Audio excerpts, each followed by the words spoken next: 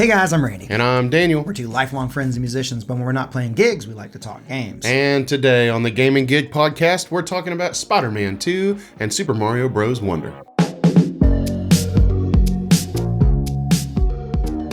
All right, Daniel, before we get started, good news, guys. We're almost at 450 subscribers, and our goal is 500. Last week, we were only at 400, so thank you guys so much for all the love on the last podcast. We really appreciate it. Yeah, thank you so much. And Randy wanted to set our goal at 450, and I told him no. I said, believe in the people. They're going to flock to us. They're going to back us up on this. And you did. So thank you so much. And, if you're not subscribed yet, go ahead and do it. Yeah, if you like gaming conversations, this is the place for you. We got to hear what we do is we do polls on our main channel, and then we go over the polls, and then on the comments of the polls, we read and react to those. And that's what we're going to be doing today. About two games. Mm-hmm. It's a pretty, two new games. A pretty historic thing happened this past Friday.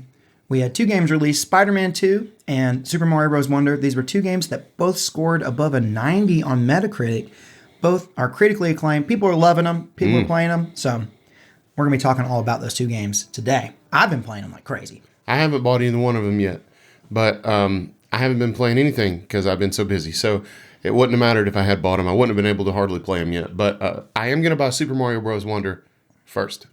Oh, interesting. So we put out a poll asking which one people will be picking up. We had 27% of people say Spider-Man 2, 32, barely edging it out there, Super Mario Bros. Wonder. 10% of people like me are getting both, and then 31% of people said they're not getting either game. That surprises me that it's such a big percentage for neither. Assuming that this means never neither. Right, like they're not interested in either game. Yeah, never neither either. But I do actually find it a little interesting that Mario won this poll. Beat out Spider-Man 2. Okay, now bear with me on this. Hear me out here. I think that's a win for Spider-Man. Oh, really? Because Mario has that huge brand recognition. It's got that Nintendo machine behind it. It's got the Switch. You are right. And Spider-Man is a very unknown IP. So I'll give you that. Well, it doesn't have the history in gaming that Mario has. Oh, no, That's my point. I'm just messing with you. And, only losing by 5% to arguably the most popular video game character of all time, I think that's a pretty good showing for old Pete and Miles. Yeah, I mean, and it is interesting that it's pretty equally split. But Mario did win by a little bit. Only 10% of people are picking up both. But, you got to think, not everyone still has that PS5 yet. And not everyone has a Switch. Or a lot more people have a Switch. And that's another reason I think it's impressive for Spider-Man. Yeah, true. Because there's a whole lot of Switches out there. A lot. I think that, Mario Bros. Wonder will definitely end up being the better selling of the two games. But we had some comments here on this. Mr. Bernad said, maybe both, but 1,000,000% Spider-Man 2. I'm so looking forward to it. I'll barely come up for air on Friday. Well, I hope he did come up for air because it's Sunday at the time of recording this podcast. And if he didn't come up for air, he's dead now. I actually followed up in a comment. He said he took the whole week off to play the game. Wow. Wow. I don't think it's that long of a game. I've seen people saying that the game is only around that 15 hours. One dude said he platinumed it in 16, 17 hours. So, it's not that long of a game. What kind of game would it take for me to take a week off work? I'm not sure. What a game that would be.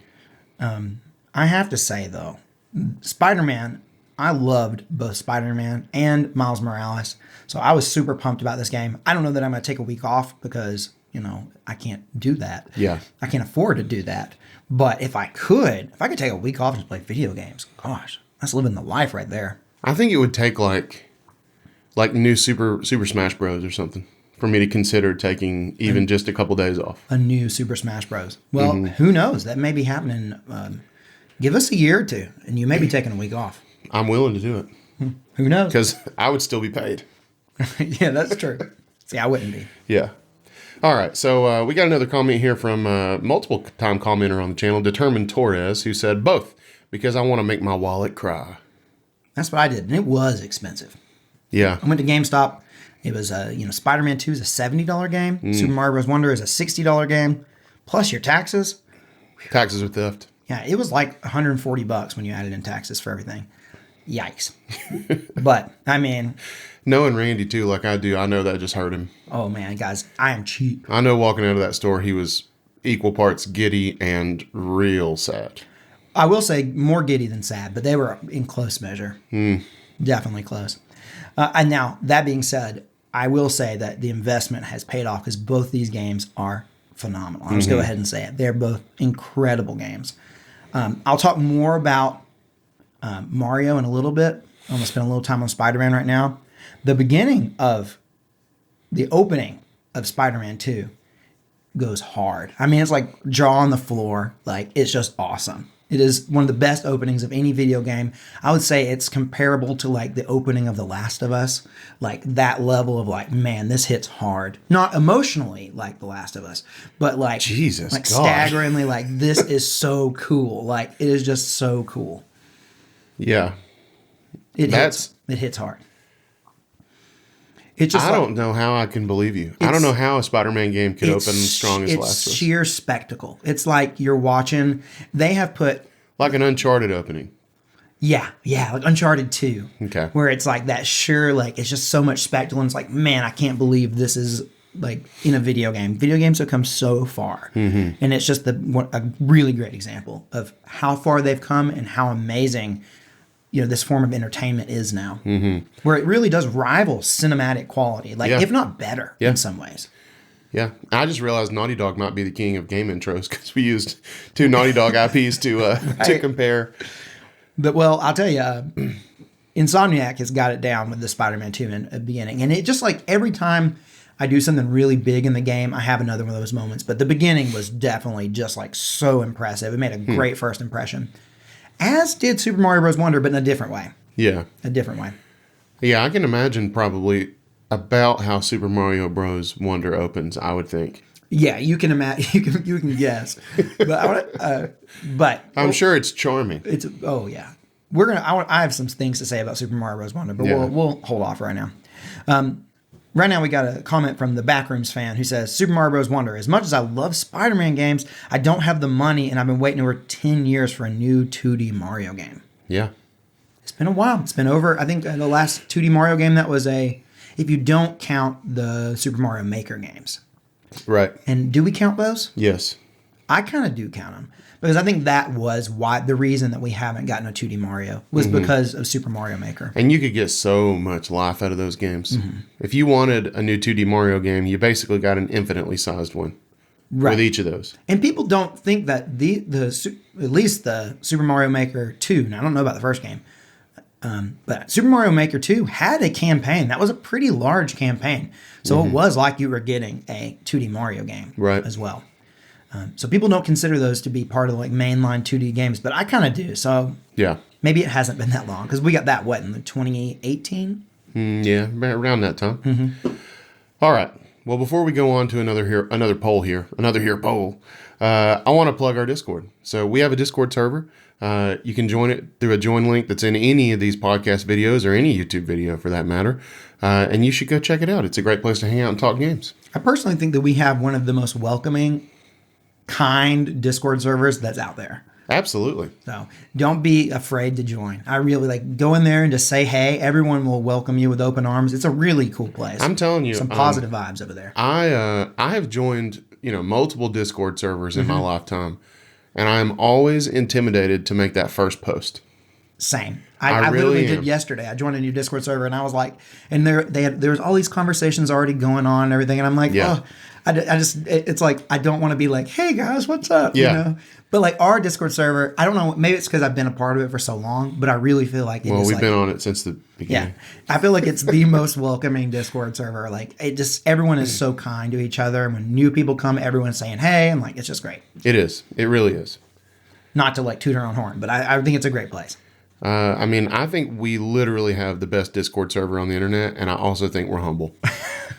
Exactly. So, Super Mario Bros. Wonder, great game. Now, I put out a poll. This was almost 2 weeks ago, and it's talking about, first impressions were starting to come out. Reviews weren't out yet, but first impressions were coming out, and everyone was loving it. Yep. So I asked, do you think Super Mario Bros. Wonder will be a contender for Game of the Year? And at a whopping 41%, people said yes. And at 59%, people said heck to the no. Right. And I really only bring this poll up because another poll. So like more people said it wasn't going to be a contender for Game of the Year. And I get that. It's a 2D game. Not often do 2D games get nominated for Game of the Year. With some Very few exceptions. It happens. Metroid Dread was nominated for Game of the Year back in 2021, and that was a pretty rare, 2D game that got. That wasn't rare. You're right. It wasn't rare. You might think it might be, but no. But yeah, so it happens sometimes. Mm-hmm. So, but I see why people said no. There was also a lot less competition that year. 2021, yeah. I'm not saying there weren't good games, but this year has been like banger after banger after banger. It's been stacked for sure. For sure. We have a comment here from Hattie who said, it's shaping up to be a blast that will be remembered for years to come, but I don't think people will regard it nearly as well as the other heavy hitters this year. And keep in mind, this comment was made before we got the game, before the reviews came out. This is just, we had first impressions. Yeah, so this person, I don't know if you realize who you're talking to, by the way, Randy, but this is literally the wolf in Norse mythology that chases the moon. Is this? So you need to tread lightly. Okay, I will. And I kind of agree. Even though I haven't played it, I know how people think about, these games. Mm-hmm. And I kind of think that Hattie's right. I think that I can understand making that comment before playing it. Yeah. Now that I have played it for a couple hours, I don't know. You think it's good enough to change just the general perception of? I mean, are you sure? Listen. I know it's good. I know it is, or everyone wouldn't be saying it is. Yeah. And I haven't played it, so I'm not trying to make any definitive statements here. And I'm excited to play it. Mm-hmm. But are you sure you're not being swayed by some recency bias here? Okay, let me put it this way. So, Mario has been Mario for a long time. I recently, within this month, went back and played the very first Super Mario Bros. Game. Just to kind of I wanted to go back and play it. Went back and played the game all the way through. Really enjoyed it. But it kind of reminded me of how those games have not changed that much since their inception. Because maybe last month, I played New Super Mario Bros., the one for the DS. Yeah. And you could put Super Mario Bros., the original in NES, against New Super Mario Bros. DS, and you can see they're not that different. In fact, I'd say they have almost everything in common with each other. Mm-hmm. Super Mario Bros. Wonder, on the other hand, feels super fresh in every single way. It's got new enemies. It's got all kinds of new animations. It's got beautiful scenery. It's it feels so different, but it still feels like Mario. Yeah. I don't know. It's amazing. It's so charming. It is it seems so high quality. It is the highest quality Mario. I think it has the best production value out of any Mario game I've ever played. Wow. So, there you go. So you think it's going to be a contender for Game of the Year? Well, we're going to talk about that. Okay. We're going to get there in a minute. So, we got a poll here. Next one, and this is the one I want to go to because most people said that wasn't a contender for Game of the Year, but when I put out a poll saying, did you expect Super Mario Bros. Wonder to score 93 on Metacritic, 78% of people said, yeah, of course. I always knew it was going to be great. Well, I mean, I think that's easily explainable because the internet is just easily excitable and it follows trends. Right. I think that's the explanation there. I think if you knew it was going to be that great and it was going to get a 93 on Metacritic, you would say, yeah, okay, yeah, it could be a contender for Game of the Year. Not saying it's going to win, but be a contender. I think you could have changed that from yes, I knew it would be great to just yes, and it wouldn't have changed anything. I think people just read yes and no, and they were like, of course, I knew it was going to be great. Yeah, of course, I knew. Yeah, I knew it was going to. But that being said, on our Discord server, I put out the same exact poll. And everybody voted for no, that they expected it to have a lower score. Yeah. So, but then again, our Discord polls are not anonymous. That's right. Which means they're probably more truthful. Are they more truthful, or are they? See, I don't know. I don't know. Are they more truthful? Or are you going to be afraid to go against the grain because you're on blast? It could go either way. Yeah. For the record, you should join our Discord server because we don't put anybody on blast. No, we really don't. We really don't. I have no problem saying that I did not think it would get a 93 on Metacritic. No. I'm like this comment here we have from Hydra Nova who said, didn't think the game would get a 90, thought it would be a high 80. Sure. That's what I thought. Yeah. I thought it's going to be good, and high 80s is a good game, guys. It doesn't have to break in the 90s to be a good game. It just doesn't. Mm-hmm. Yeah, I agree. I thought it would be a high 80, and I have no problem to admit that. Yeah. All right, we got another comment from Jam609 who said, I thought gamers were starting to understand that chasing and categorizing games with scores and numbers becomes pointless. Data be damned. I agree and disagree with this. Yeah, me too. I think that like Metacritic scores, they're not, when I'm looking at a Metacritic score, it is not a determining factor of whether I'm going to enjoy the game or not. Because there can be games that have low Metacritic scores that I can really enjoy. Mm-hmm. And there can be games with really high Metacritic scores that I don't enjoy at all. Right. But if I'm just trying to get like a general feel of what everyone thinks, that's what Metacritic scores I think are good for. Mm-hmm. I agree. I don't put too much stock in them, just like I don't put, all the stock into like Rotten Tomatoes. Exactly. Same kind of thing. Mm-hmm. But it is kind of neat to see what generally people think about it. And Rotten Tomatoes especially I really like because you get the critic and you get the audience. Same thing with the Metacritic. Yeah, so that's great. See, I was going to say that because review bombing has become such a thing over the number of years, I just can't even trust the user score on either Rotten Tomatoes or Metacritic because so often, if it's a controversial game especially, it'll get review bombed. Yeah. And then you really can't trust it because like it'll have a super low score. Or you've had the opposite where like people go in and give it perfect 10s just because they like are so glad a series is back or something and it really doesn't deserve a perfect 10. Right. So it's kind of... It can go either way. Usually it's the review bombing, though, where people drop a bunch of zeros. Yeah. All right, we got a comment from Morris Dennison here. I think I stole your comment, but I'll read it. Okay. Morris said 93. Sorry, I thought you were going to read it. Goodness me, Daniel. Daniel's sense of humor sometimes, guys. Oh. I mean, I get it. I just don't think it's funny. Listen, he does think it's funny. Don't let him lie to you. And also, I'm not even going to point out Randy's recent trend in humor because it's not appropriate here. But the fact that he is criticizing mine right now, the irony is not lost on me. Go ahead, Cody. It's up for you guys to decide on this one. That's all I'm going to say. Based on that vague accusation. Yeah. We got a comment from Morris Dennison who said, 93, snap. A 95 don't get you Game of the Year. If you want to be Game of the Year, it's got to be between 96 to 100. I think that's saying this year because we've had so many like... Okay, well, that's different because when I read it originally, I was thinking like, no, it doesn't. Yeah, no way. No way. Yeah, no, definitely not because we've had games get well below 96. I think that's saying specifically this year. And I'm going to go ahead and just make a hot take prediction right here that I don't think this is going to hold up because I think Starfield will be nominated for Game of the Year. The further I get away from Starfield, like at my first, I was like, yeah, I think it's going to happen. The further I get away from Starfield and start to like get a little perspective, I kind of don't think it'll be nominated anymore. I've started to turn my opinion on that around.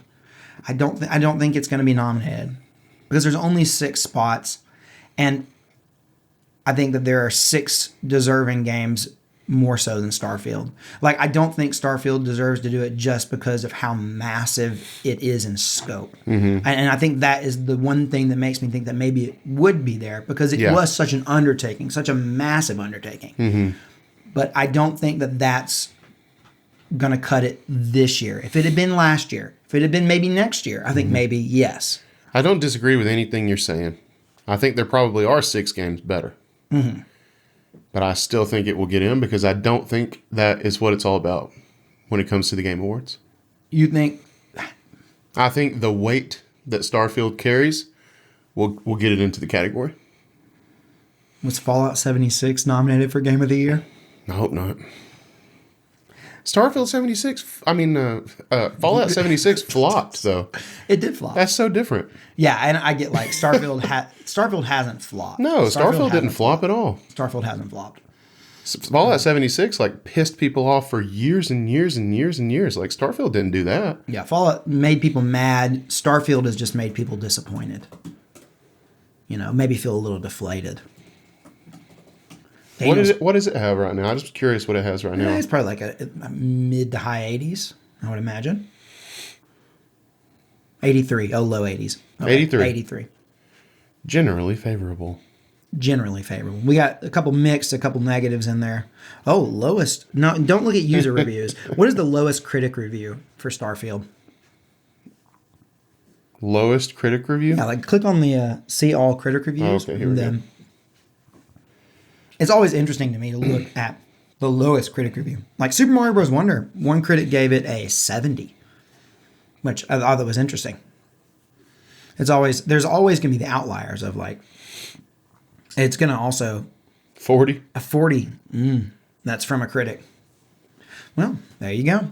It happens sometimes. This is a mean review. It's a mean. Who's it from? The Jimquisition. If you're the kind of person who thinks video games peaked with Fallout 3's launch version and they've required neither evolution nor improvement since, this game is absolutely for you. Okay. You're going to take this seriously? No, I'm not taking that one seriously. I'm just saying, like, it's interesting to see. It's very interesting to see. You know, Starfield was definitely one of those. Jimquisition, who's spitting your Cheerios, buddy? You need to talk? Yeah. Anyway, I don't disagree that there's games probably more deserving. I still think it will be nominated. It won't be that long before I'll be proven right or wrong. I mean, old Tom Howard seems pretty good buds with Jeff Keighley, so. Tom Howard? Todd. Sorry, guys. Oh, Tom. You know Tom. Everybody knows Tom. Man, Tom Howard, dude, he pissed me off so much, that mountain thing. Look, Tom and Todd are pretty similar names. They are. I mean, I've been called worse. I'm sure Todd's been called worse than Tom. You know he has. You know he has. Old mountain man over there. Oh, God. All right. So before we go on, we want to tell you about our Twitch. So we stream on Twitch not 1, not 2, but 3 times a week. On Tuesdays, Thursdays, and Sundays at 8 p.m. Eastern. You should come hang out with us. I heard old Tom's going to be dropping by sometime. Well, I hope he comes correct, because our chatters sure will be bringing the heat to old Tom. Yeah, they will. We actually do have a Tom who's been hanging out. Not old Tom Howard. Not Tom Howard. No, but we have Tom Derry who swaps by quite a bit. Mm-hmm. Oh, goodness me. So now that we've got back, we got to get back on topic. We got to get away from Starfield and when you get back to Spider-Man and Super Mario Bros. Wonder. So put out a poll yesterday. Now that the game's out in the wild, kind of judging which game people preferred as of right now. Give me your like gut reaction, basically. Mm-hmm. Yeah, at 28% people said, I like the web slinging action of Marvel's Spider-Man 2. And at 27% they said, Mario has been too boring and I instead want to feel a little trippy when I play it because I like Super Mario Bros. Wonder. And at 45% people said, haven't played either one yet. Yeah. So here we kind of have a little bit of flipping going on. More people were going to pick up Mario Bros. Wonder, but more people are enjoying Spider-Man 2. Mm-hmm. Now, that's saying I'm sure every person who voted in this poll has not played both games. Probably in fact, probably the majority of them have not. Yeah. But people were more passionate about Spider-Man 2. I mean, is 1 percentage point really enough to say that? Probably not. That's probably within the margin of error. Yeah. So we could call it that they're kind of even. Yeah. And they more or less were in the other poll too, but it's just interesting. It is. One percentage point. You're right. That's not a whole lot. It's not very significant. I think it's great that these games are both just, people are digging both games. That's what I'm taking from this. Yeah, I can't remember a time that we had 2 games released on the same day that were both like so critically acclaimed. They're going to go down as being like 2 of the best games of the year in a year that already was stacked. We had on the exact same day these 2 games come out. That's crazy to me. Yeah, and think about how confident they must have been in both games for neither one to change the release date. They're like, nope, we're just leaving them. Yeah. Well, one, we know the markets for both. We only had 10% of people say they were picking up both. Right. I doubt there were that many people who were going to be like having to decide between one or the other. True. It definitely happens, I'm sure. And there's someone out there who's like, they can only afford one, so they picked up one or the other. Yeah. But I don't think it's that many people. Probably not.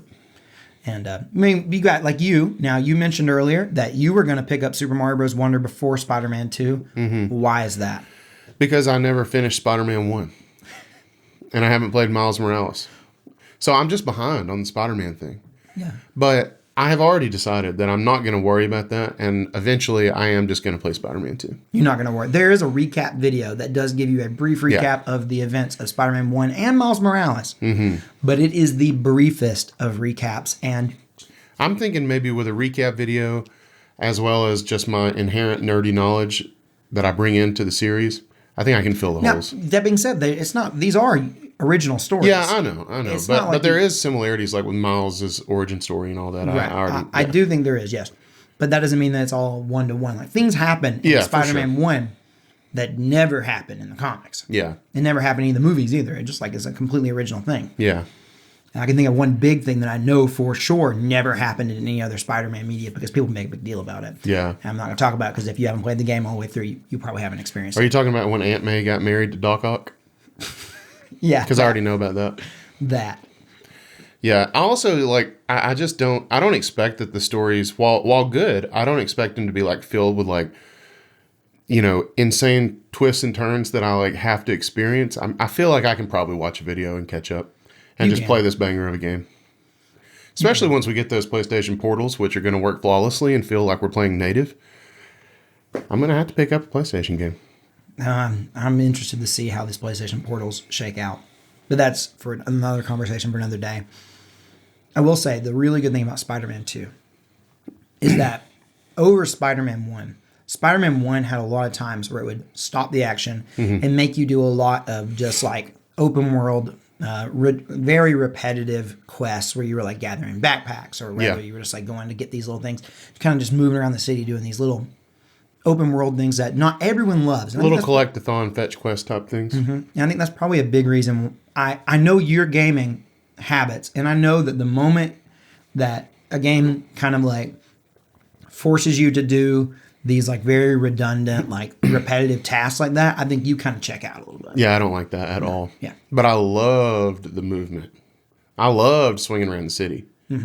So, But that can't be the only thing that's keeping you coming back to a game. No, it can't. And I do think that and what I was getting at is that both Miles Morales and Spider-Man 2 did a much better job of keeping you in. Like, if you wanted to keep going with the main story and not be like break it up and make you do all these little collectathon things, it's just much better about doing that. It keeps you in the action. It keeps you so that if you want to do those things, sure, they're still there, and you can do them, but they're completely optional, and it doesn't ever break the momentum of the game.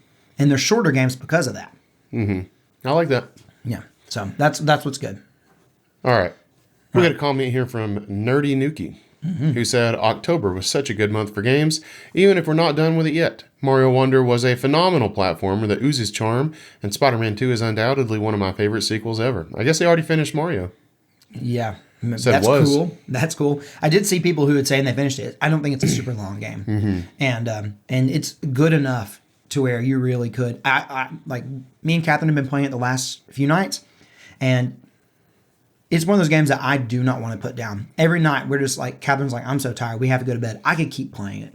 I could just do level after level after level. It just like is addictive in a way that most Mario games are not to me. So, You know, I used to say that platformers might be like my favorite genre. Like, I loved them back in the day. And I don't know why that I'm not just like beating down the door to play Mario Wonder. I don't know. I do want to play it, but I don't feel the same excitement that even I did for like Celeste. And I just can't figure out why. I wonder why. I'm going to play it though. I may try to search down a copy after our gig today. Yeah. I might do it. It's a phenomenal. I mean, like, it makes such a good impression, and like the animations are so gorgeous. Everything feels so high quality. A recent interview with Doug Bowser was had, and in that he talked about how Nintendo has kind of gotten away from the grind mindset, and they just like let their teams make games until they're done, and they don't put a deadline on when the games are due until they get to like the very end, and they like, okay, we have to set a date now we have to have it by that, but otherwise they just let them work on the games for as long as they want to work on the games. And I think that is just an awesome thing, and it shows in Super Mario Bros. Wonder to me. I think it probably would have made sense for them to have this game ready a couple years ago. Yeah. But they didn't. But because of that, there's a level of polish to it. There's no day one patch. The game comes in, looks phenomenal, runs phenomenal. Everything looks just gorgeous. I think it's because they let the team work on it until it was truly done. How's the difficulty? Just like my favorite platformer of all time, which is Rayman Legends, in Rayman Origins, the levels are ranked by difficulty. So I haven't gotten far enough into the game to where I'm sure they're going to go from like 1 star to 5 star. I've only played up to 3 star levels, so I don't really know about what those 4 and 5 star levels are going to look like. But in Super Mario Bros. Wonder, a lot of you kind of like have open areas and you can choose what courses you go to. I was about to say, it must not be like the conventional, like you go to a world and you beat all the levels. Nope, you don't. You can pick them in order. So like if you can't get through a level, it's okay. So I expect there to be some more difficult levels in there. Yeah. One thing we did a level that was a race level. That was really cool. Catherine had a little bit of a hard time with it, but I really liked it. And it reminded me a lot of the Rayman games, which I just love. You were racing like a CPU character. Yeah, okay. What is that, rabbit thing? Wasn't Nabbit, no, was it? It wasn't Nabbit. Okay. You can play as Nabbit though. Oh, there cool. are some like Yoshis and Nabbit can't be killed unless you fall in a pit or something. So you can ride Yoshi again? You can do that, right? Yeah, I saw that in the trailer. Yeah, you can play as Yoshi and you can ride Yoshi. That's right, because we talked about Yoshi riding Yoshi. That's right. That's pretty cool. Well, I may have to try to find a copy today. Yeah. We're getting out of our gig early. Yeah. Who knows? I might see what I can do. It's quite good, I gotta say. Quite good. All right. We got a comment from There's Dude who said, How is Super Mario Wonder? My girlfriend wants it, but she's worried it'll be too complicated. Does it still feel very true to the typical style, or is it crazy? I want to tag in here. So, again, I haven't played it, but I did talk to one of our friends whose name is Tatum last night, who did pick it up. He loves Mario. And he asked me if I'd picked it up yet, and I told him no, but that I was going too soon. And he said he'd played about an hour. And his description of it, which Randy can speak to the accuracy of it, he said it was like Super Mario 3D World on acid. That's what he said. I know it's not a 3D game, but I think he just meant the style. Yeah. It is crazy, but it is not overly complicated. They've added things to it, and I think they needed to, because Mario 2D platformers are simplistic games. And in fact, I would say they're too simplistic. You know, the overall mechanics are very good, but we've had so many of them. It's time that they finally expanded on the Mario formula, and they've done that. They've added things, these badges that give you extra abilities, but you can only have one equipped at a time. Okay, I wanted to ask about that too. Yeah. So those do make it a little bit more complicated than your traditional Mario platformer, because you have options that you can add on that change your moves. But because you can only have one equipped at a time, it never becomes overwhelming. And if you wanted to, you could completely ignore those, except in the levels where they are specific challenges based around those badges. Those badges. So I was going to ask if the badges were meant to be a core mechanic, or if they were meant to be a difficulty modifier. That's what I was going to ask. It just depends. Like in Final Fantasy 16, it gave you those medallions or whatever. Yeah, exactly. It just depends. I think that they can go both ways. Okay. There are certain levels where you have to play with a certain badge because it's built around the badge. Okay. That explains that. And then there are levels where you can just equip the badge and it can just help you out. Okay. Just like generic levels. I like that answer because I want to use, if it makes you do cool, weird stuff, I want to use it, and I don't want to feel bad about it. Right. I don't want to feel like I'm like kidifying the game. Like one of the early badges you get is a badge that, like in Mario, you're used to wall jumping. You jump on the wall and then you jump off at an angle.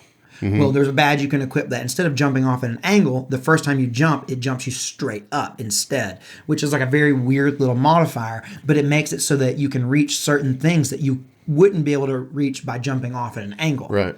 So it's like stuff like that. It's like a Mega Man X wall jump where you can just like grind up a vertical but you can only wall. do it once. You don't do it once. If you jump up once and then jump again, you do the normal wall. Oh, so it gives you two. Yes. Oh. So it's stuff like that. I like it. So it's just interesting, like stuff like that. But there are a lot of others. Like there are badges that you can do where it starts you out with a super mushroom, like stuff like that, and that does just make it easier. Yeah. So I don't know. There's just things like that. Interesting. So I would say it's the perfect blend of feeling true to a Mario style, but they've actually changed it up.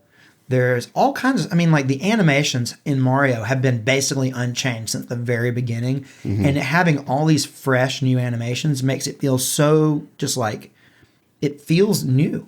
Yeah. and it has new voice actors, so Mario just sounds a little different, Right. but in a good way. I mean, like it just feels actually like the first new Mario game that we've ever had, potentially ever. That was like really a new Mario game that really felt like it was the next big step. Now, like Super Mario World may have been that for a lot of people too. I think you could make that. I think you could almost go back one more and say 3 might be the one. Yeah. Or even like here in the States, Super Mario 2 felt Honestly, very, we've been blessed with some great Mario games. But I guess what I'm saying is like the first one that we've gotten, because we know every new Super Mario Bros. Game, although it said new, it was not new. That is the most basics. Like there might have been a gimmick or so in each game that was new, but otherwise those are, those were neutered versions of what Mario stood for. I mean, they were Mario, but they were like Mario at its most pure and condensed form, but that means the most vanilla version of Mario. Right. Old Mario games are anything but vanilla. Right. But all the new Super Mario Bros. Games are very vanilla. Not bad games, at least what I've played. And I haven't played them all yet. But not bad games. But Super Mario Bros. Wonder is not vanilla at all. Okay, my last question is, how's the music? Dude, I mean, it's great. It's great. It's great. It's phenomenal. In fact, I'd say the sound design is like top tier. The whole sound design is just great. Okay. It's really, really good. I don't know. I haven't finished playing it. I don't know that it's going to be like my game of the year this year because there are so many phenomenal games this year, including Spider-Man 2. Yeah. And when we get closer to the Game Awards, we'll talk more about those and make some predictions. We definitely will. We already talk about it pretty frequently. We do. All right, guys, we've made it to the end of the podcast, but we're not done yet because at the end of the podcast, we always do our 3 for Dale Club. This is the time where we shout out the people who make it to the end. We want to thank you for doing it, and we do that through our 3 for Dale Club. That's right. So all you got to do to join the 3 for Dale Club is enter a comment in the YouTube version of this podcast and say anything the heck you want to say, as long as you include 3 for Dale. Yep, it's our secret code phrase that lets us know that you made it all the way to the end, and we'll shout you out at the end of the next podcast. All right. So starting out today's 3 for Dale Club is D18. Welcome back, buddy. Yep, glad to have you here. Next, we got Bobbity back again. In fact, I think every person on the list this week was here last week, I think. So that's pretty great. That's right. Now, don't be scared to be the newbie. No, don't be scared. We don't bite. No, we don't. Well, I say we because I don't bite. And when I do bite, I very rarely leave marks. It's like a love bite. Yeah. It's like a cat. Anyway, welcome back to Landon Stallings, a.k.a. Dale himself. That's right. Next, we got AJK, a.k.a. Anthony, our friend from Down Under. That's right. Next up, we got Tom Derry. We talked about Tom earlier in the podcast. Frequent commenter, frequent chatter. We love Tom. Not Tom Howard. Not Tom Howard. Tom would never lie to you about a mountain. Never. All right. Next, we got the Laninator, one of our most frequent posters in our Discord. He keeps that thing going for us. He keeps that thing going. I mean, he developed some sick Nightbot commands. He's our resident JRPG expert. I don't know what we'd do without him. I don't either. And rounding it out, our favorite name of all time, Morris Dennison. It just feels good to say. Morris Dennison. I just want to say it because it feels good to say. I think we might be coming off a little weird talking about his name being our favorite name to say. What do you think? I don't care. It feels good to say. I agree. When something feels good, guys, you just got to go with it. If it feels good, do it. That's right. All right. Until next time, I'm Randy. And I'm Daniel. This has been Gaming Gig. Peace out.